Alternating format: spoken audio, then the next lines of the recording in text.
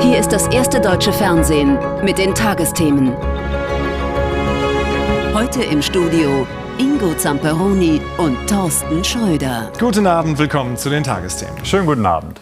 Es war ein dramatischer, ein turbulenter Tag im Deutschen Bundestag. Selten wurde im Hohen Haus so emotional und scharf gestritten. Am Ende scheiterte Friedrich Merz mit seinem Gesetzesantrag für Verschärfungen in der Migrationspolitik, wie etwa beim Familiennachzug. Hat er da zu hoch gepokert? War er sich der Mehrheit zu sicher, die es dann doch nicht gab? Jedenfalls wurde doch nicht zum ersten Mal ein Gesetz mit Hilfe der Stimmen der AfD verabschiedet. Welche Auswirkungen diese wortreichen Stunden im Bundestag heute, diese Niederlage für den Unionskanzlerkandidaten im Wahlkampf haben werden, das ist im Moment natürlich nur Spekulation. Als Verlierer jedenfalls sah sich keine Partei. Über einen denkwürdigen Tag im Parlament, Gabor Hallas. Es war ein langer Tag, anstrengend, viel wurde gesprochen und ist doch nicht abschließend geklärt. Es schafft Klarheit, wo wir stehen, und es verschafft Klarheit, wo die Sozialdemokraten und wo die Grünen stehen. Herr Merz ist heute zweimal gescheitert. Gescheitert, den Weg zur AfD zu suchen, gescheitert an der Mehrheit im Deutschen Bundestag. Ein Scheitern, über das Sie sich freuen, die AfD und ihre Kanzlerkandidatin. Das ist die Demontage von Friedrich Merz als Kanzlerkandidat gewesen. Friedrich Merz ist als Tiger gesprungen und endete als Bettvorleger.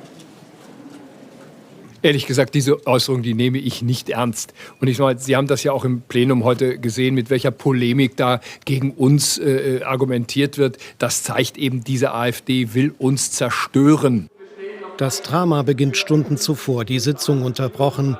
Pendeldiplomatie im Bundestag. Grüne, SPD, Union und FDP verhandeln, abstimmen oder nicht.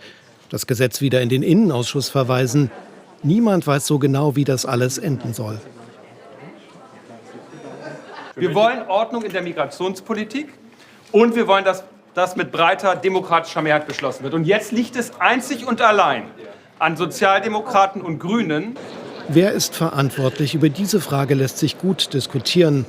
Im Plenum beginnt langes Warten, gut 3 Stunden lang, in der sie verhandeln und beraten. Und wer lange wartet, kommt auch auf so manche Idee. Die Altkanzlerin in Buchform ist zurück auf der Regierungsbank. Die Grünen haben sie dort platziert.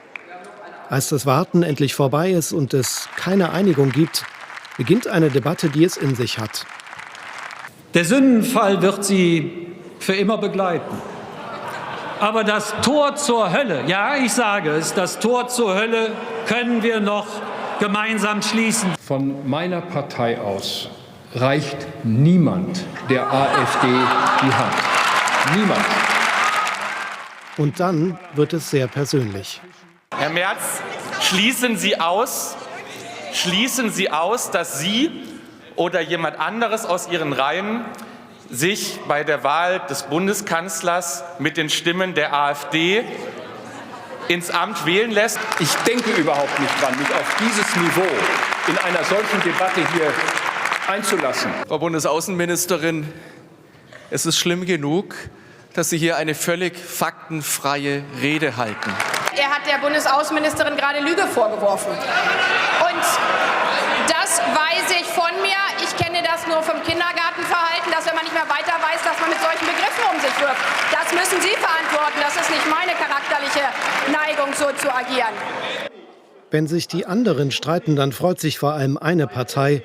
Die AfD schaut sich alles von der Seitenlinie an. Eine grundsätzliche Änderung in der Migrationspolitik gibt es nur mit der AfD. Wir stehen fest, meine Damen und Herren. Wir tänzeln nicht, wir wanzen uns nicht an Rot-Grün dran. Ein Gesetz beschlossen nur dank Stimmen der AfD. Das wird am Ende verhindert, weil unter anderem nicht alle in der CDU ihrem Chef folgen. Der Jubel fällt nach diesem Tag aber eher leise aus.